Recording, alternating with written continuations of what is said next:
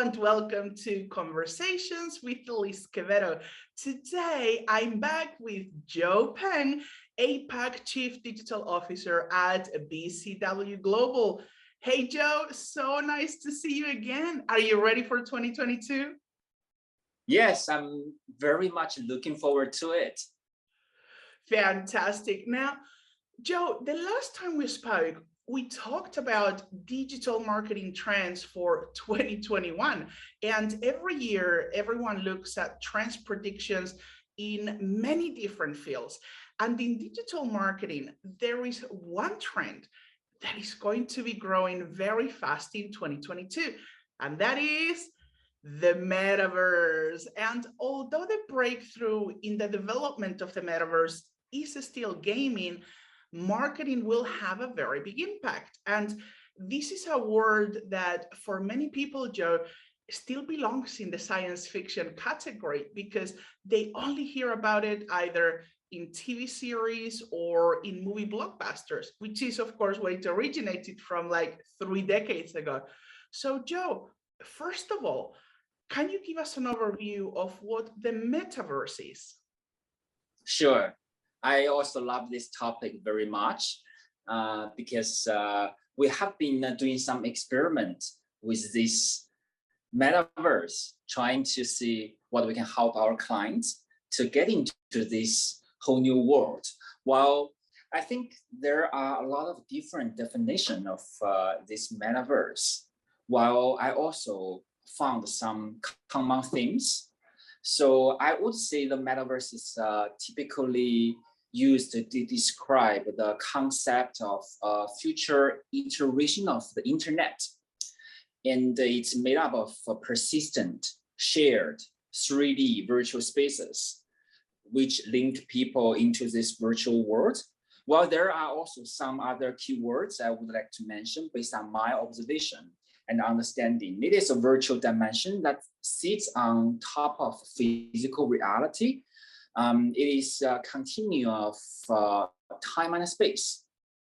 While this interconnected virtual world, you are gonna see the less of boundary. Basically, you are going to be free from any ties to a specific platform or system. Then you can transit between seamlessly.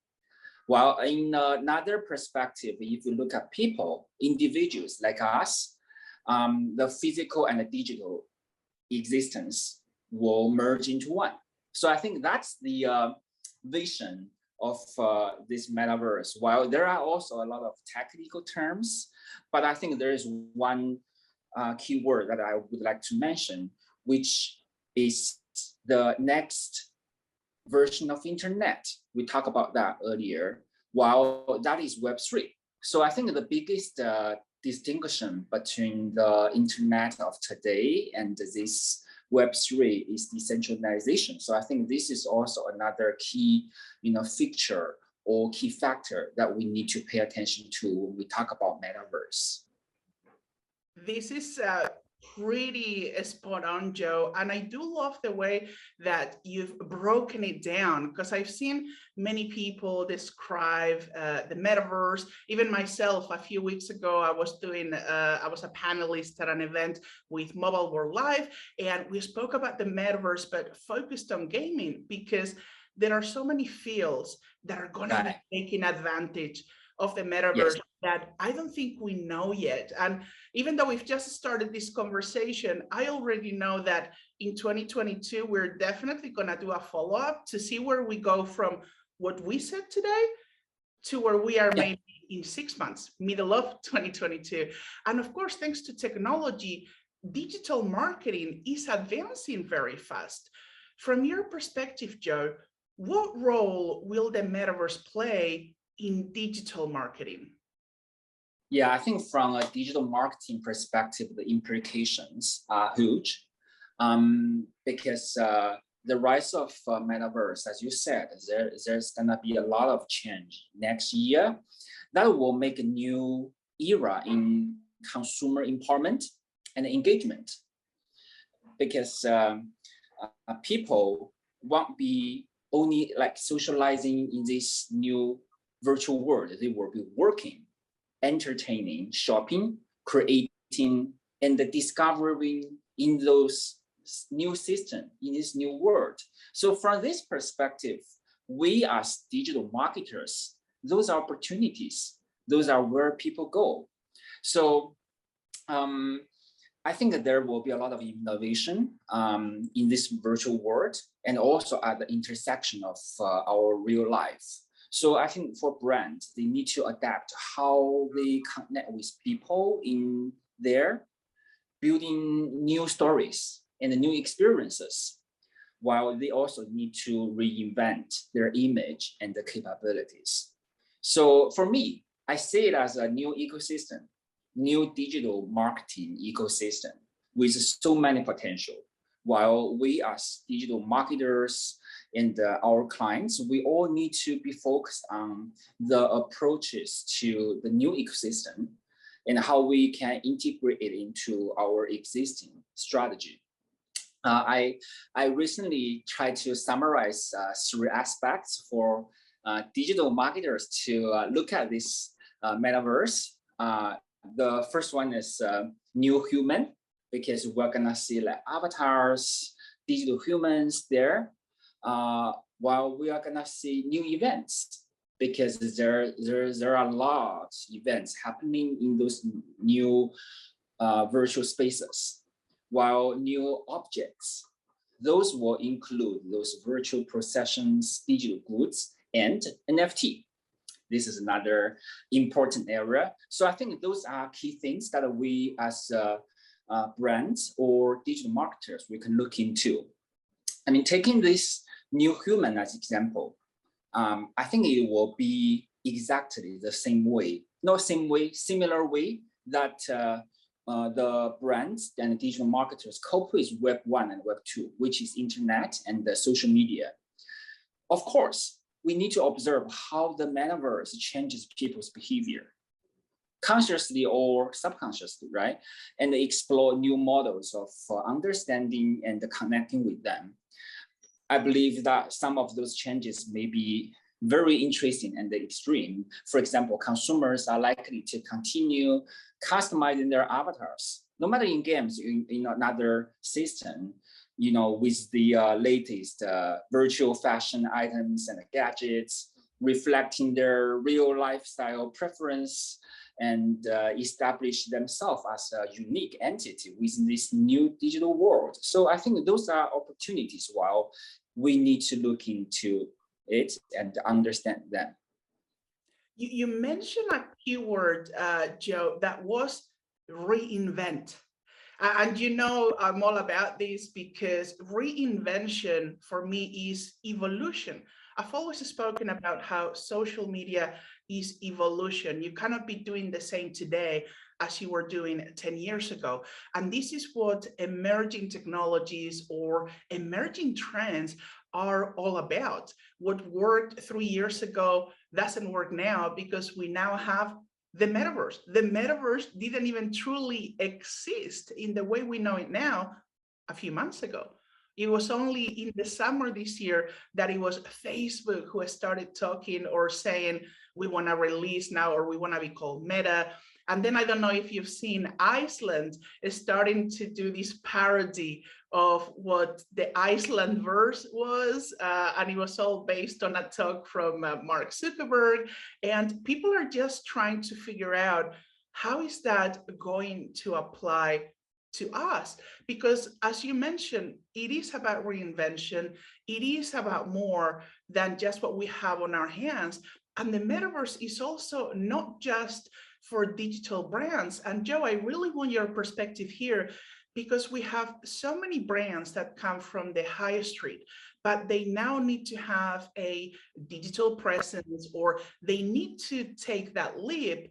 And we have seen, for example, brands such as Balenciaga hold virtual fashion shows. We've seen DJ Marshmello perform to over 11 million virtual viewers. And even Gucci now has digital only products. So from your expertise, Joe, what can you tell those brands who are not so digitally savvy? when it comes to marketing communications in regards to the metaverse, what will be the biggest benefits for them? You actually mentioned about some really exciting and good examples. And those fashion shows, they are one type of those new events that I mentioned. So I think how did they do it? They identify the platform and they collaborate with the right partner who can provide technology support. So I would say for those so-called companies who are not digital savvy. I know that they are digital savvy, but they might not be a digital technology developer. What they need to do, they need to collaborate with tech and the platform companies. It will be essential, and it will be the most accessible and easy way in which brands can engage in the metaverse in the near term. But they need to watch where people go and what they are looking at, while they need to appreciate the unique look and feel of these new platforms. To go further, I think those companies need to recognize their strategy and challenges, and they probably need to hire someone or collaborate with people who possess the right knowledge. Externally, they probably want to consider collaborate with technology companies, brands, creators who are already part of the metaverse. While on top of those technologies, I would also encourage every one of us watch out the patterns in today's metaverse prototypes. You mentioned about games, right? While I actually watched those virtual concerts, I'm a fan of Ariana Grande, right? So her concert on Fortnite was, attended by millions of players. I think there is one implication for me. It is the social and the community aspects of the games and the entertainment. Those mindset of community actually made those two industries so successful in user base penetration and maintenance. And I think this will be a major factor in how well the metaverse coheres in the future. So, in that sense, I think brands, on top of collaboration with technology platform, they must continue making efforts to cultivate and engage the community. This is not a new concept. This is, people like us doing community management or word of mouth marketing today, while in Web3, the importance of emotional rapport is still there, if not more significant. So companies, brands need to foster meaningful connections, collaborations, co-creations, and embrace this community mindset in metaverse. Correct. And the key word from everything you've just said for me is collaboration. Yes. I think people still to continue to focus too much on, oh, I don't know enough, or we cannot do this yet.